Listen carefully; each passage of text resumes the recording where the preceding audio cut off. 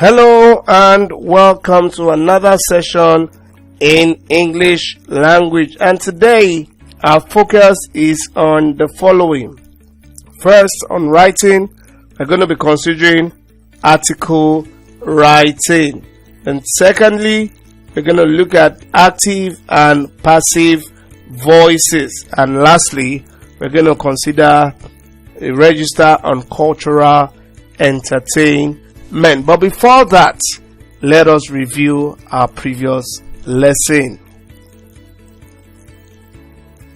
Welcome back. Like I said, we are considering an important aspect of English language today, which is article writing. And remember, an article is a piece of writing specifically for publication in a newspaper.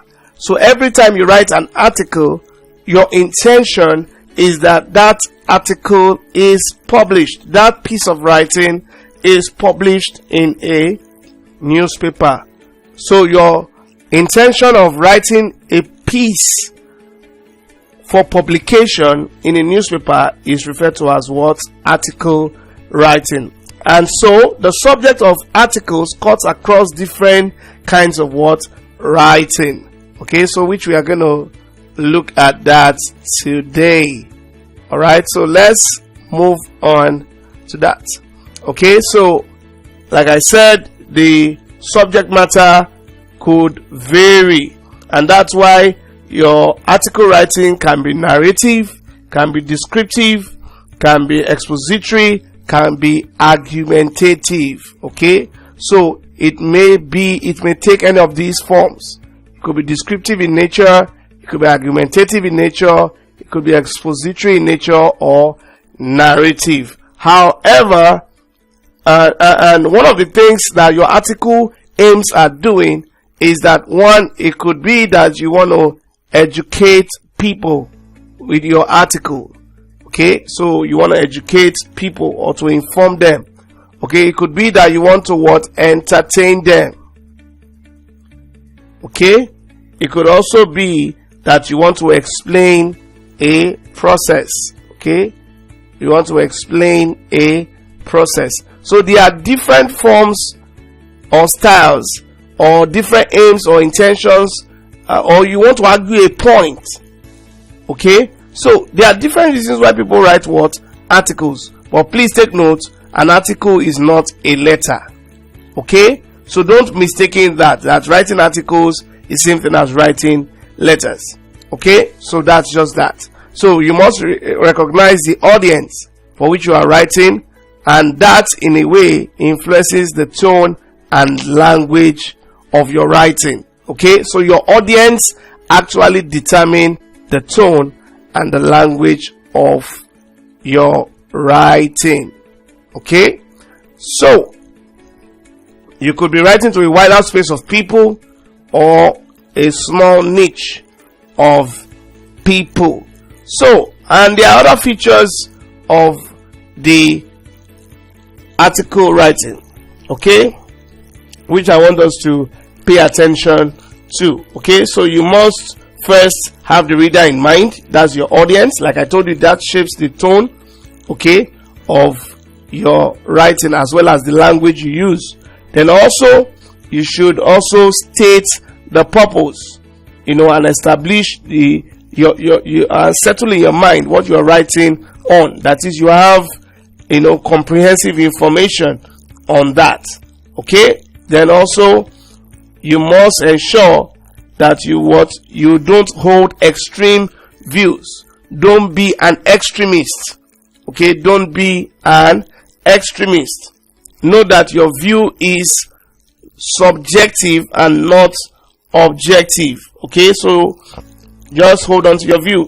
Then also make sure that you make your points very clear without beating about the bush. Okay, so let's consider the following rudiments or tips of writing good articles. Number one, write your title and go straight to the introductory paragraph. Okay, and make sure that your article has a catchy title. If you have read newspapers and you see various columns, you will notice that we have catchy, titles. Then make the tone and language suitable for your audience. I told you the audience or the reader, influences the tone and language of your writing. Then please, clarity, go straight to the point. Clarity is what is key here. Okay, go straight to the point.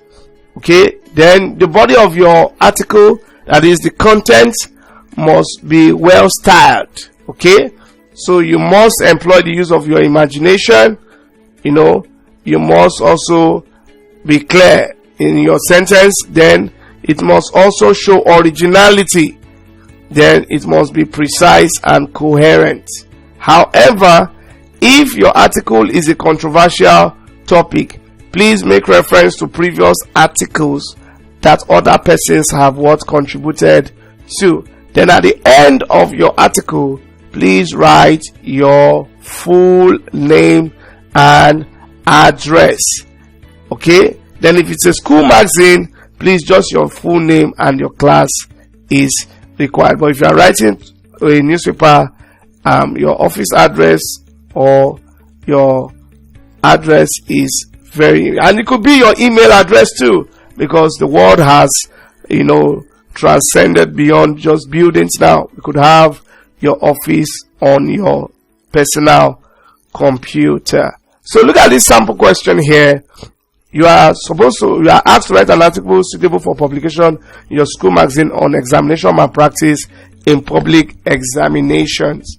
Okay, and their remedies. So the title will be examination malpractices, causes and remedies. Okay, then we'll look at paragraph 1. You explain what is examination malpractice. What is it all about? State the various forms: impersonation, copying answers from textbook, bringing in microchips into the examination hall, talking even during the conduct of an exam. All these are examination malpractice.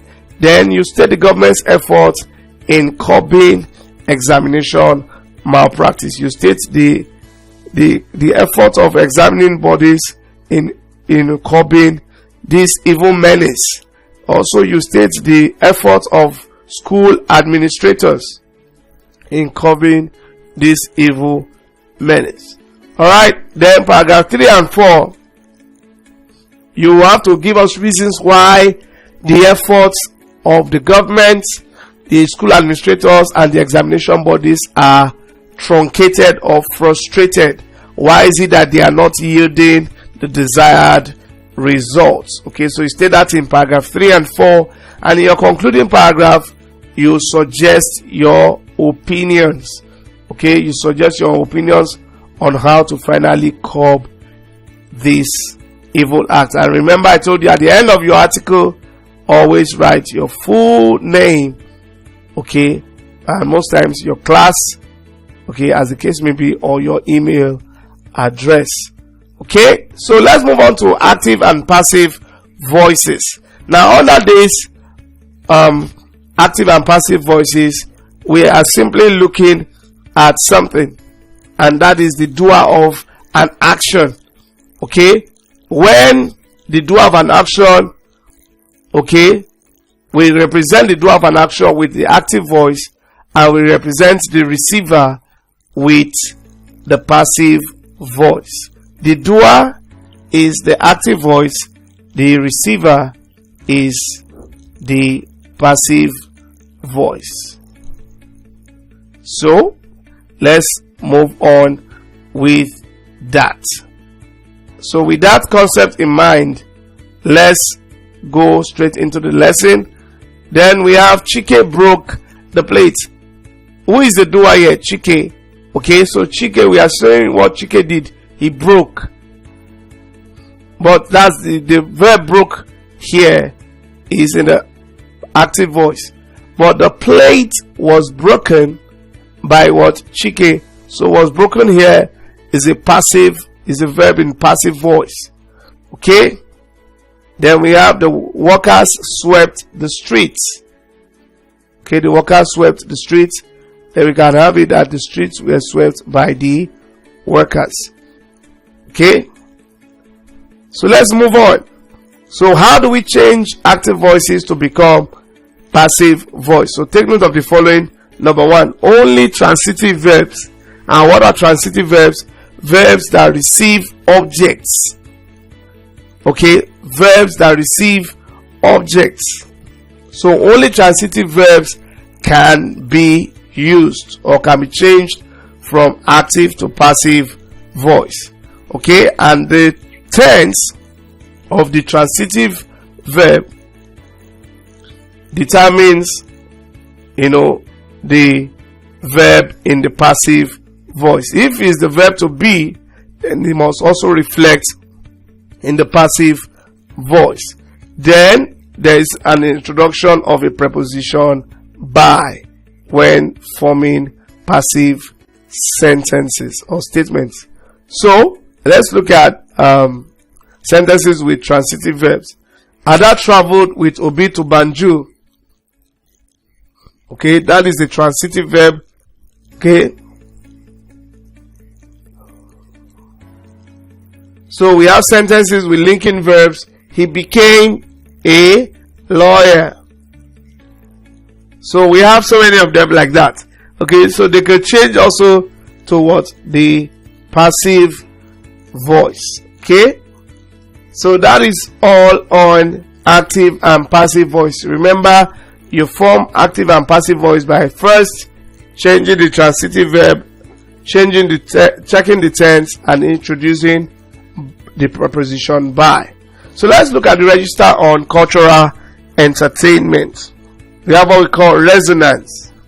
Okay, resonance is associated with cultural entertainment. It's a literary event that happens every year. Okay, so we have art exhibitions also, where people parade their artworks, for people to actually see and also make a bid for such artworks. Then we also have part of our cultural entertainment is theater and ballet performances. Okay, so theater is where performances or events take place, cultural events take place, while the ballet performances is a special cultural dance that originated from from Europe. Okay, for music lovers, festivals also are very integral part of cultural entertainment. Okay, we have different festivals held, and I believe you also have your own festivals there in Gambia. So Italy is one of the countries with a rich cultural entertainment. Okay, so most of the entertainment pieces we watch today originated from Italy. We've come to the end of today's lesson. Thank you for joining. And to refresh your memory and recall all that was taught in the lesson today, I would encourage you take the test that appears on your screen.